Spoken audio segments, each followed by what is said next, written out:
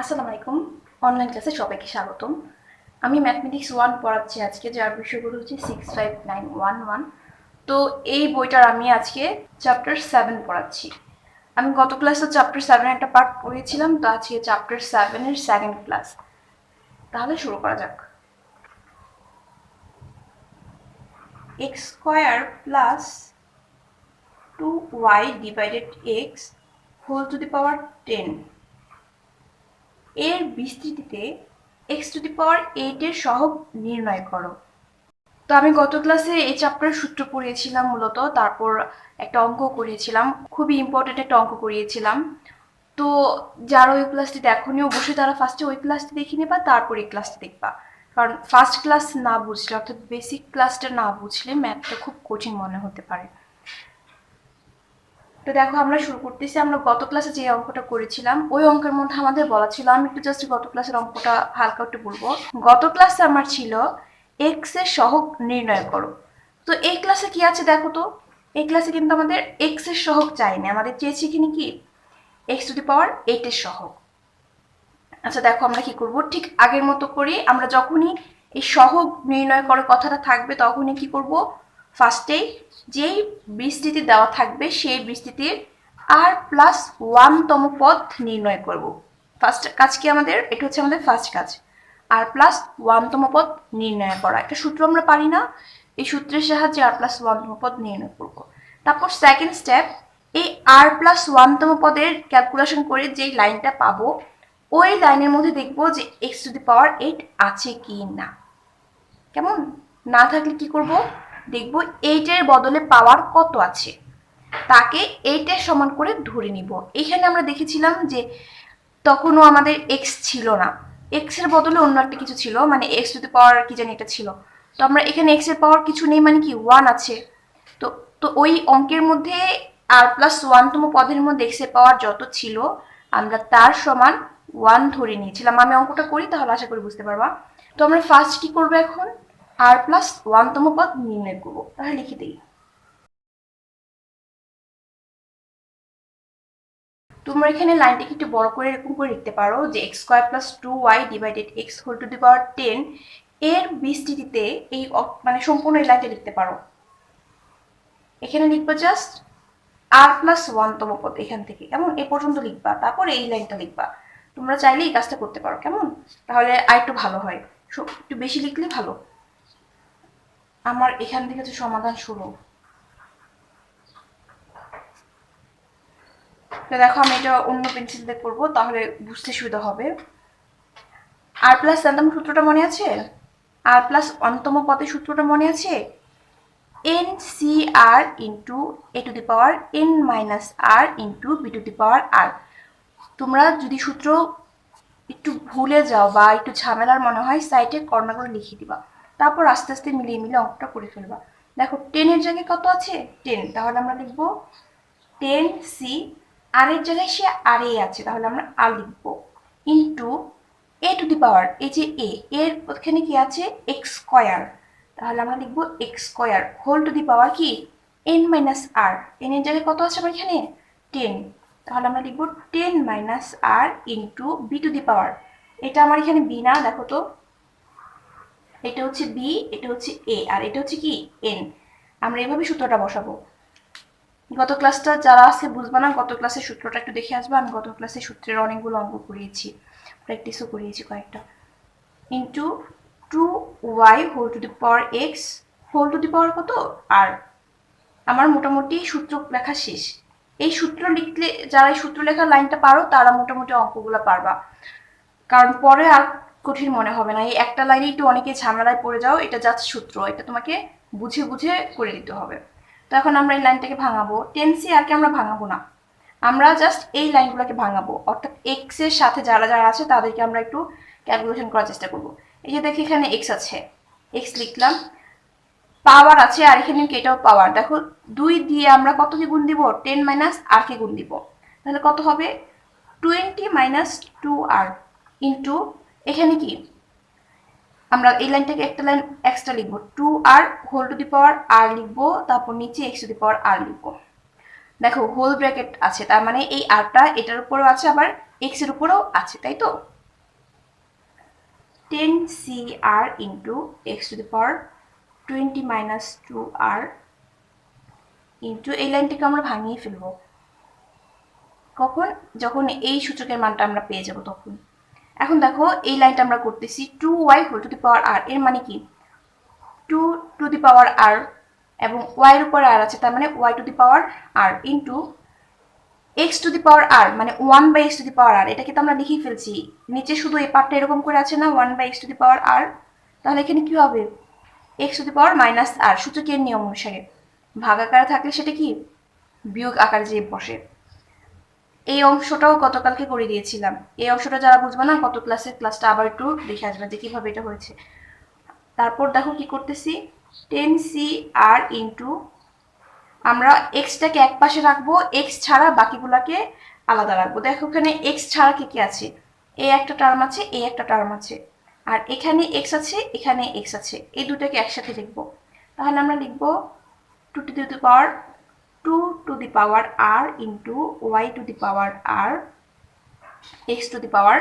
দেখো সূচকের নিয়ম অনুসারে দুইটা বেস থেকে সেম বেস হলে একটা বেস নেওয়া যায়, আমরা দুইটা বেস থেকে একটা বেস নিয়ে নিলাম, তাহলে পাওয়ারগুলো কি হবে যোগ আকারে বসে যাবে। এখানে আছে 20 মাইনাস 2r, এখানে আছে কত মাইনাস r, তাই তো 10cr into 2 to the power r into y to the power r into x to the power. Calculation করে নিচ্ছি 20 মাইনাসের 2r মাইনাসের r কত হয় মাইনাসের 3r, কিছুই করি নাই, জাস্ট যোগ করে দিয়েছি। এটাও বিয়োগ ছিল, এটাই বিয়োগ ছিল, দুইটা যেহেতু বিয়োগ তার মানে যোগ হয়ে মাইনাস 3r হয়ে যাবে, তাই তো?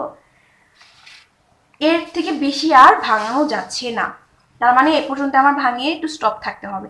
এখন দেখো আমরা কি করব, আমাদের কার সহগ চেয়েছিল এই এক্স টু দি পাওয়ার এটার সহগ চেয়েছিল, কিন্তু আমরা যে লাইনটা পেয়েছি এখানে এক্স এই জায়গায় আছে, এটার পাওয়ার কি এটা আছে একদমই না।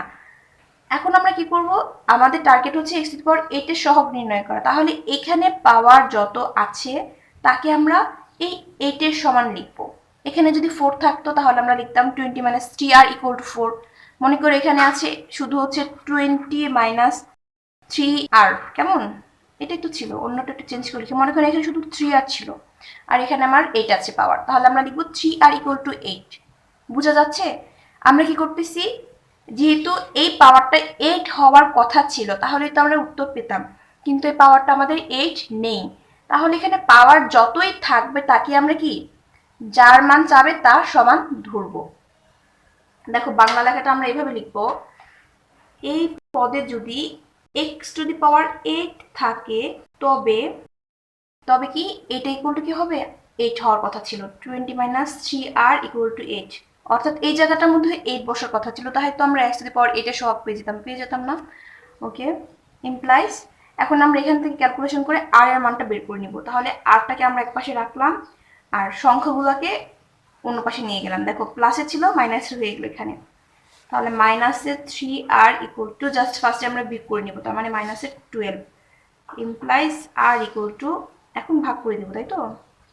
তাহলে কত হবে 4। আমরা r এর একটা মান পেয়ে গিয়েছি। আমি গত ক্লাসে কিন্তু এই ধরনের একটা অঙ্ক করিয়েছিলাম, তোমরা ওইটা যে বুঝেছো আজকের অঙ্কটাও সেই নিঃসন্দেহে ইনশাল্লাহ বুঝবা। দেখো আমি তাহলে সেকেন্ড স্টেপ কি পেলাম, আমি আবার স্টেপে ফিরে যাচ্ছি। ফার্স্ট স্টেপ ছিল আমরা এই বিস্তৃতির r+1তম পদ পাবো। সেকেন্ড স্টেপ কি, এক্স এর পাওয়ার যত থাকবে সেই পাওয়ারটার মান প্রশ্নে যত দেওয়া ছিল ওইখানে এক্স এর পাওয়ার যেটা সেটা সমান ধরবো, ধরে আর এর মান নির্ণয় করব। তার মানে এটা আমার ফার্স্ট স্টেপ, এটা আমার সেকেন্ড স্টেপ, তাই তো? এখন আর এর মান যত পেয়েছি এই এততম পদে কি, দেখো এখানে আর এর মানটা আমরা যদি বসিয়ে দিই 4 + 1 হয়ে যাবে, তার মানে ওই পদটার মধ্যে আমরা x টু দি পাওয়ার 8 পাবো, তার মানে ওই পদের মধ্যে কি আছে x টু দি পাওয়ার 8 আছে, তার মানে এই জায়গায় তখন কি হয়ে যেত x টু দি পাওয়ার 8, কোন শর্তে, যেই শর্তে আর এর মান 4। তাহলে আমরা এখন কি করব, লিখব সুতরাং x টু দি পাওয়ার 8 এর সহগ, সুতরাং x টু দি পাওয়ার 8 এর সহগ ইকুয়াল টু, আমরা জাস্ট এইখানে আর এর মানটা বসিয়ে দিব, 10c আর এর মান কত পেয়েছি 4 ইন্টু 2 টু দি পাওয়ার কত, আর এর মান 4 বসিয়ে দিব, 4। এখন কথা হচ্ছে এই পার্টটা কি লিখবো? না। কেন লিখবো না বলো তো? মনে করো তোমাকে আমি বললাম 2x² এর সহগ কত, তুমি কি বলবা 2x²? একদমই না, তুমি বলবা যে শুধু 2। আমরা জানি অজ্ঞাত রাশির সাথে যেটা থাকে সেটাই হচ্ছে তার সহগ। সুতরাং এখানে এটা সহগ কোনটা? এই অংশটা। আমরা এই পর্যন্ত লিখেছি। আরেকটা কি আছে? y² কত? আর এর থেকে আমরা বসাবো 4। বাস হয়ে গেল না আমাদের? তার মানে এই অংশটা ছাড়া বাকি সবটুকুই তার কি সহগ, যেহেতু তারা গুণ আকারে আছে। যদি তারা যোগ আকারে থাকতো তাহলে কি সহগ হতো? একদমই না। গুণ আকারে যেটা থাকে সেটাই তার সহগ। মনে করো তোমাকে বললাম 2x² + 1, এখানে x² এর সহগ কত? তুমি কি বলবা 2 + 1? একদমই না, জাস্ট 2 এটার সহগ হবে, তাই তো? অর্থাৎ গুণ আকারে যে থাকে, এখানে তারা গুণ আকারে আছে, তাই সবটুকু তার কি হয়ে গেছে? সহগ হয়ে গেছে। আমরা এখন এই অংশটাকে ক্যালকুলেশন করে দিলে উত্তর পেয়ে যাব। তো এই অংশটার ক্যালকুলেশন আমরা কিভাবে করব? আমরা চ্যাপ্টার 5-এ যখন সমাবেশের অঙ্কটা করেছিলাম তখন আমরা এই জিনিসটা শিখেছিলাম, এই সূত্রটা কিভাবে অ্যাপ্লাই করতে হয় ওইটা শিখেছিলাম। তো তোমরা ওই সূত্রটা প্রয়োগ করতে পারো, অথবা চাইলে তোমরা ক্যালকুলেটর দিয়েও এই অংশটা করে নিতে পারো। আমি তোমাদের ক্যালকুলেটরের ব্যবহারও শিখিয়ে দিয়েছিলাম। ওই চ্যাপ্টারে তো 3টা মাত্র ক্লাস দিয়েছি, সমাবেশের চ্যাপ্টারের 3টা পার্ট আমি আপলোড দিয়েছিলাম। যে কোনো একটা পার্টের মধ্যে আমার মনে হয় যে আমি ক্যালকুলেটরের পার্টটাও দেখিয়ে দিয়েছি। তো তোমরা যারা এই অংশটা বুঝবা না তারা নিঃসন্দেহে চ্যাপ্টার 5টা দেখে নিবা। আমি এখন সরাসরি এখানে সূত্র বসিয়ে করব। সূত্র কি হবে? Factorial 10 divided factorial 4 into factorial 10 - 4। আমি সূত্র অ্যাপ্লাই করে ফেলেছি। 2⁴ এটার মান কত? 2⁴ = 16 ইন্টু y⁴। ফ্যাক্টোরিয়াল 10 কে যদি আমরা ভাঙিয়ে দিতে চাই কত হয়?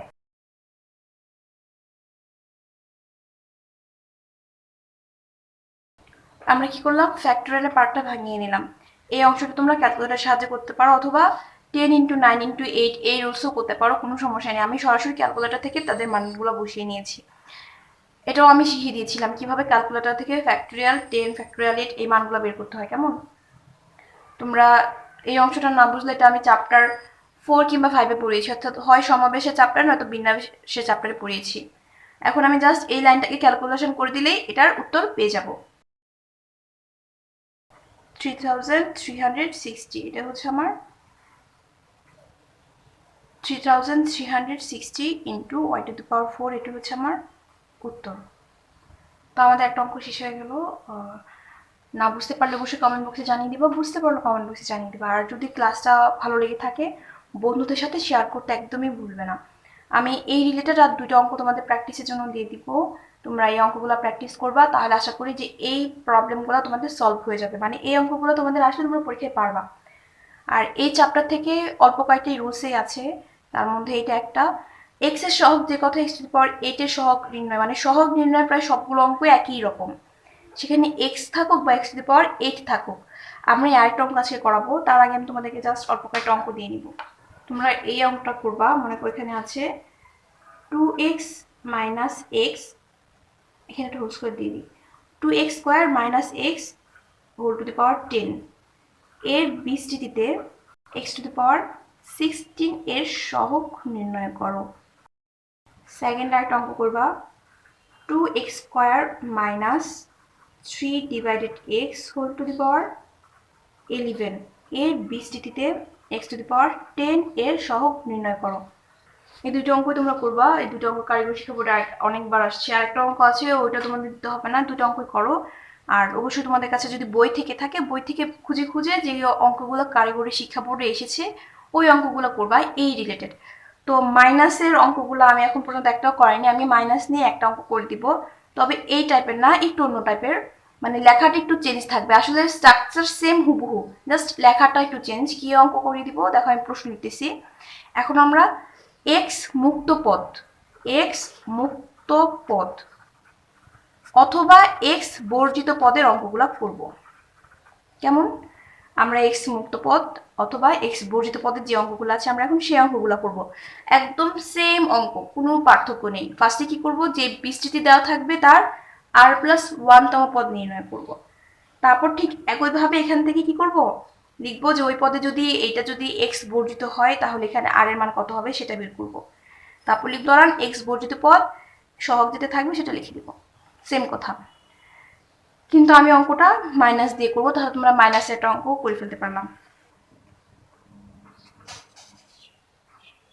11 divided x square into 1 minus 1 by x whole square এর বিস্তৃতিতে x মুক্ত পদের মান বের করো। তো আমরা ঠিক আগের মতো করেই এই বিস্তৃতির কি বের করে নেব, আর প্লাস 1তম পদ। একটু খেয়াল করো, আমরা এখন পুরো লাইনটা লিখবো, একটু আগে তো আমি সম্পূর্ণ লাইনটা লিখি না, এখন আমি সম্পূর্ণ লাইনটা লিখবো, অর্থাৎ যেভাবে আমাদের অঙ্কটা রান করাইতে হবে পুরো লাইনটাই আমি এখন লিখবো। 11 by x square into x minus 1 by x whole square, তাই তো? খেয়াল করো, আমরা সূত্র শিখেছিলাম a plus b whole to the power n এর বিস্তৃতিতে r plus 1তম পদের, তাই তো? কিন্তু আমরা কিন্তু a minus b whole to the power n এইটার সূত্র কিন্তু শিখি নাই, কিন্তু আমাদের এখন কি মাইনাস আছে না, x minus 1 by x whole square এরকম না? তার মানে আমাদের এই পার্টটা হচ্ছে এর বদলে আছে, এই পার্টটা হচ্ছে বির বদলে আছে, কিন্তু এখানে প্রবলেম একটা মাইনাস আছে। তার মানে আমরা এই অংশে তাকাবো না, সহগে কি আছে সেটা তাকাবোই না, আমরা এটা বাদ রাখবো, মানে এই সহগটা জাস্ট সাথে সাথে সাথে সাথে বসিয়ে রাখবো, এখানে আমরা ফোকাস করবো না। আমাদের ফোকাস থাকবে এই অংশটার মধ্যে, জাস্ট যে অংশটার মধ্যে পাওয়ার আছে বা ঘাত আছে। সুতরাং 11 ডিভাইডেড এক্স স্কোয়ার নিয়ে কোনো টেনশন নাই, টেনশন শুধু এখানে কেন মাইনাস হলো, তাই তো? আমরা এখানে মাইনাস হচ্ছে কোনো সমস্যা নেই, আমরা এটাকে কি করব, প্লাসে কনভার্ট করে নেব। মনে করো তোমার আছে 2 মাইনাস এক্স, তুমি এই ফরম্যাটটাকে 2 প্লাস এক্স করতে চাচ্ছ, তাহলে কি লিখবা, 2 প্লাস ইন্টু ব্র্যাকেট দিয়ে মাইনাস এক্স লিখবা না, দেখো প্লাসে মাইনাসে মাইনাস, তার মানে প্লাসে মাইনাসে মাইনাস এক্স হয়ে গেল। আবার তোমার ফরম্যাটটাও মিলল, এই যে দেখো 2 আছে প্লাস আছে, সমস্যা কি? হ্যাঁ, তার মানে আমরা এটাকে কি করব, এই ফরম্যাটে নিয়ে যাব। এত বা 11 divided x square into X plus, তাহলে এটা কি হয়ে যাবে, minus minus 1 by x whole square এর বিস্তৃতিতে কততম পদের মান বের করবো, আর প্লাস 1তম পদ ইকুয়াল টু, আমি এখানে লিখবো, এখানে লিখতে যাবার জায়গায় সংকট হতে পারে। দেখো আমি বলেছিলাম যে এই ধরনের অঙ্কে মাথায় রাখবা যে সহগটা যে থাকবে তাকে আমরা জাস্ট সাথে সাথে রাখবো, এখানে কোনো টেনশন নেই আমাদের। তার মানে 11 বাই এক্স স্কোয়ার এটাকে আমরা জাস্ট পাশাপাশি রাখবো, 11 বাই এক্স স্কোয়ার এটাকে লিখে দিলাম। এখন সূত্র প্রয়োগ করব, ইন্টু কি ছিল, এন সি আর, এন এর জায়গায় কত আছে, 2 2 2 c r into a to the power, এর জায়গায় কি আছে তোমরা তো ধরতে পেরেছো, এটা হচ্ছে এর জায়গা দখল করেছে, আর এটা হচ্ছে কি বি, আর 2 হচ্ছে কি এন, তাই না? তাহলে এন সি আর, তার মানে কি 2 c r into a to the power কত, মানে x to the power n minus r, n এর মান কত 2, তার মানে 2 minus r into b to the power, বির জায়গায় আছে কত মাইনাস 1 বাই এক্স, এটা আমাদের খেয়াল রাখতে হবে, মাইনাস 1 বাই এক্স আমরা লিখব হোল টু দি পাওয়ার। আর বুঝে গিয়েছি আমরা কেন মাইনাস 1 বাই এক্স নিয়ে আসবো, আর মাইনাসের অঙ্কগুলো আমরা কিভাবে করব। ওকে, তারপর আমরা 11 divided x square into 2 c r into x to the power 2 minus r into, তো দেখো এই অঙ্কটাকে আমরা কিভাবে করবো, এই অঙ্কটাকে আমরা দুইটা পার্টে ভাগ করে ফেলবো। মনে করো তোমার আছে এরকম minus 2 whole to the power x, কেমন, এটা আমি রাফে করছি, এই অংশটা জাস্ট রাফে করছি তোমাদের একটু বুঝিয়ে দেওয়ার জন্য। অনেকেই আছো যারা একটু বুঝতে কষ্ট হয়, তাদের জন্য আমি একদম প্রত্যেকটা টার্ম বলে দেওয়ার চেষ্টা করি। 2 টু দি পাওয়ার এক্স আছে, আমরা এটাকে এরকম লিখতে পারি না যে minus 1 into 2 whole to the power x, minus 1 এর সাথে 2 গুণ করলে মাইনাস 2 তো হবে, এর ফলে হবে কি দুইটা পার্ট আলাদা হয়ে যাবে, কিভাবে, minus 1 to the power x হবে একটা, 2 টু দি পাওয়ার এক্স হবে একটা। এই অংশটা কি দেখা যাচ্ছে, হ্যাঁ দেখা যাচ্ছে। মোট কথা আমার লেখাগুলো কি ডিফোকাস, না লেখাগুলো খুব বৃষ্টি হবে আজকে। মোট কথা আমরা এই অংশটা কিভাবে ভাঙাইতে পারি, দেখো এই অংশটার সাথে এই অংশটা মিল আছে না, এখানে আমরা কি করব, minus 1 into 1 by x whole to the power r দিব, ঠিক এই রুলস অনুসারে, কেমন? দেখো -1 এর সাথে 1/x যদি গুণ করে, এটা তো গুণ আকারে আছে, গুণ করলে এই অংশটাই হয়ে যাবে না? হ্যাঁ। তারপর 11 divided x square into 2cr into x to the power 2 minus r into, এখন দেখো দুইটা পার্ট, একটা হচ্ছে -1, একটা হচ্ছে 1/x। তাহলে আমরা -1 to the power r into 1/x to the power r, এর ফলে হলো কি, আমাদের মাইনাসের পার্টটা আলাদা হয়ে গেল এবং এক্স এর পার্টটা আলাদা হয়ে গেল। 11 ডিভাইডেড, এখানেও দেখো আমাদের এক্স আছে, আমাদের এক্স টার্গেট, তার মানে আমি এখানেও কি এক্স স্কোয়ারটাকে আলাদা করে ফেলবো। আমরা আগে এখানে লিখে ফেলি 11 ইন্টু 1/x স্কোয়ার লিখে নিলাম, কেমন? 2cr into x to the power 2 minus r into -1 to the power r into x to the power, এখানে কি লিখবো? মাইনাস আর, সূচকীয় নিয়ম। গত ক্লাসে কিন্তু এই জিনিসটা বুঝিয়েছি, সূচকের এই অংশটা কিভাবে করতে হয়, একদম ভেঙে বুঝিয়েছি, ওইটা দেখলে বুঝে যাবে, টেনশন নিও না। এখন আমরা কি করব, এক্স এর প্রত্যেকটা পার্টকে সবার লাস্টে নিব, এক্স ছাড়া বাকি পার্টগুলোকে একসাথে আনবো, মাথায় রাখবো যে সংখ্যাগুলোকে সামনে রাখার চেষ্টা করব। তো নর্মালি এই 2cr, সি এর পার্টটা সবার আগে থাকে, 2cr লিখে দিলাম। মার্ক করে রাখবা কোন কোন পার্ট আমরা লিখতেছি, এই পার্টটা লিখেছি, তাই না? এখন আমরা লিখবো হচ্ছে এই অংশটা, এই অংশটা, তার মানে 11 আগে লিখে ফেললাম ইন্টু, এখানে আছে কত, -1 টু দি পাওয়ার আর। দেখো আমরা এই পার্টটা লিখেছি, এই পার্টটা লিখেছি, তাহলে আছে কে কে? এই অংশটা বাকি রয়েছে, এই অংশটা বাকি রয়েছে, এই অংশটা বাকি রয়েছে, দেখো গোল করে মার্ক করে দিয়েছি। প্রত্যেকটা কি এক্স, এখানে এক্সটাকে আমরা এরকম লিখতে পারি না, x to the power inverse 2, সূচকীয় নিয়ম, যেহেতু 1/x স্কোয়ার আছে, ইন্টু আরেকটা কত আছে, x to the power 2 minus r into x to the power minus r 2cr। আমরা এখানে এখন কোনো ক্যালকুলেশন করব না, 11 into -1 to the power r into, এখন এই তিনটা এক্স এর যে বেসগুলো আছে একটা বেস নিয়ে নিব, তাহলে পরের পাওয়ারগুলো কি যোগ হয়ে যাবে, -2 প্লাস এখানে কত আছে 2 মাইনাস আর, এখানে কত আছে মাইনাসের আর, বাস 2cr into 11 into -1 to the power r into x to the power. আমরা এখানে ক্যালকুলেশন করে দিব, দেখো -2 +2 বাদ চলে যায়, মাইনাসের আর যদি আমরা ক্যালকুলেশন করি পাবো -2r। কিভাবে করেছি বুঝেছো? -2 বাদ দিয়ে হয়ে গেছে, যেহেতু একটা প্লাস একটা মাইনাস, এই মাইনাসের আর মানে কত হয়, -2r। তো এর থেকে বেশি আর ক্যালকুলেশন করা যায় না। এখন ঠিক আগের মতো আমরা লিখবো, যদি এই পদে কত থাকবে, ও এখানে সহগ থাকবে না, লিখেছে এক্স মুক্ত পদ থাকবে, তাই না? তার মানে আমরা লিখবো যদি এই পদটি এক্স মুক্ত হয়, এক্স মুক্ত তো বুঝেছো, মানে এই অংশটা থাকবে না, এক্স মুক্ত বা এক্স বর্জিত কথার মানে হচ্ছে এক্স এর কোনো পার্ট থাকবে না। এখন আমাকে বলো কোন শর্তে এক্স এর কোনো মান থাকবে না? যদি আমি এই x to the power -2r এটা সমান 0 বসিয়ে দিই, তাহলে কি বাদ হয়ে যাবে? দেখো তো 0 বসাও, 0 বসালে তো এখানে মনে করো 0 বসালাম, তাহলে 0-র সাথে যদি এটা গুণ আকারে হয় পুরো অঙ্কটা 0 হয়ে যায় না? তাহলে 0 বসালে হচ্ছে না, তার মানে আমাদের টার্গেট হচ্ছে পুরো অংশটা 0 করা না, শুধু যেন এই অংশটা না থাকে। তাহলে আমরা যদি এই x to the power -2r এটাকে যদি 1 করতে পারি, x to the power -2r কে কি করতে চাচ্ছি, 1 করতে চাচ্ছি, তাহলে কি হবে, এখানে এক্স এর কোনো মান থাকবে না। 1 হলো তো বুঝতে পারছো, মানে এখানে 1 হয়ে গেল, 1 এর সাথে এটা গুণ করলে কি এটাই থাকবে, তার মানে টার্গেট এটাকে 1 করা। কোন শর্তে এটা 1 হবে? দেখো এক্স এর পাওয়ার যদি 0 হয়, আমরা জানি যে x to power 0 equal to কি 1, তার মানে এই পাওয়ারটার মান কত বসাইতে হবে আমাকে, 0 বসাইতে হবে, দ্যাট ইজ দ্য পয়েন্ট। তোমরা কি বুঝতে পেরেছো? এই পাওয়ারের মানটা আমাদের 0 করতে হবে, সেই শর্তেটা কি হবে, 1 হবে। তো তার মানে আমরা এখন লিখবো, সুতরাং এখানে লিখতেছি বাকি অঙ্কটা, এই অংশটা কিন্তু তোমরা নিচে নিচে লিখবা, এই অংশটা নিচে লিখবা, আমার নিচে জায়গা নেই, আমি এখানে লিখছি। এই পদে এই পদটি লিখবো, পদটি এক্স মুক্ত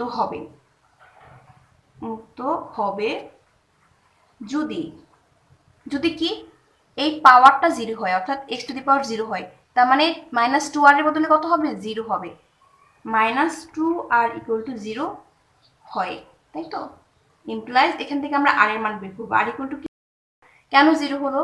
দেখো এই পাশে 0 আছে, আর এর সহগটিকে যদি এই পাশে নিয়ে নিই কি হবে? 0 ডিভাইডেড -2, 0 কে যাই দিয়ে ভাগ করো 0 হয় না, তার মানে আর এর মান কত? 0।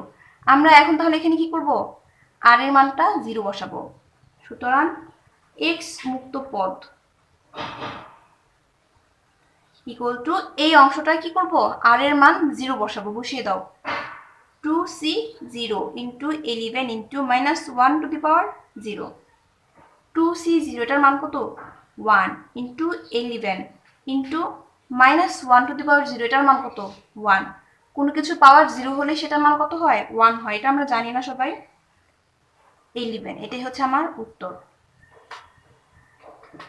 কে কে বুঝতে পেরেছো কমেন্ট বক্সে জানিয়ে দিবা, যে বুঝতে পারোনি সেও কমেন্ট বক্সে জানিয়ে দিবা। একটা অঙ্ক বোঝানোর মতো অনেকগুলো সিস্টেম আছে। তোমরা যেই লাইনটা বুঝতে পারোনি আমাকে যদি সেই লাইনটা কমেন্ট বক্সে জানিয়ে দাও, আমি চেষ্টা করব উত্তর দেওয়ার জন্য। তো এক্স বর্জিত পদের আর দুটো অঙ্ক তোমরা করবা, তাহলে এক্স বর্জিত পদ নিয়ে কোনো ঝামেলা হবে না। আই থিঙ্ক তোমরা যত বেশি প্র্যাকটিস করবা তত বেশি অঙ্কগুলো তোমাদের জন্য সহজ মনে হবে। তোমরা যেই দুটো অঙ্ক করবা আমি দুটো অঙ্ক এখানে লিখে দিচ্ছি, একটু প্রশ্নটা দেখো। 2x minus 1/4x square whole square এর বিস্তৃতিতে x বর্জিত পদ নির্ণয় করো। কেমন? x বর্জিত পদ ইকুয়াল টু হোয়াট? এটা ফার্স্ট অঙ্ক তোমাদের। সেকেন্ড অঙ্ক তোমরা যেটা করবা, 2x minus 1/3x square whole to the power 12 এর বিস্তৃতিতে x বর্জিত পদ কত? এই দুটো অঙ্ক প্র্যাকটিস করবা, একটা 2 দিয়ে করবা, একটা 12 দিয়ে করবা। এই অঙ্কটা তোমাদের পরীক্ষা হলে 12 দিয়ে এসেছিল। আচ্ছা, এটাও 12 দিয়ে করবা। আমি ভেবেছিলাম দুইটা দুই রকম ভাবে করো, দুইটাই 12 দিয়ে করবা। তার মানে দুইটা অঙ্ক তোমরা কি করবা? পাওয়ার 12 দিবা, যেটা তোমাদের বোর্ডে আসছে সেভাবেই করো, একটু চেঞ্জ করে করার কোনো দরকার নেই, তোমাদের হুবহু কমন আসে, প্রবলেম নেই। যাই হোক, আজকে পর্যন্তই। তোমরা সবাই ভালো থেকো। যদি ক্লাসটি অল্প হলেও ভালো লেগে থাকে শেয়ার করতে একদমই ভুলবে না। আল্লাহ হাফিজ।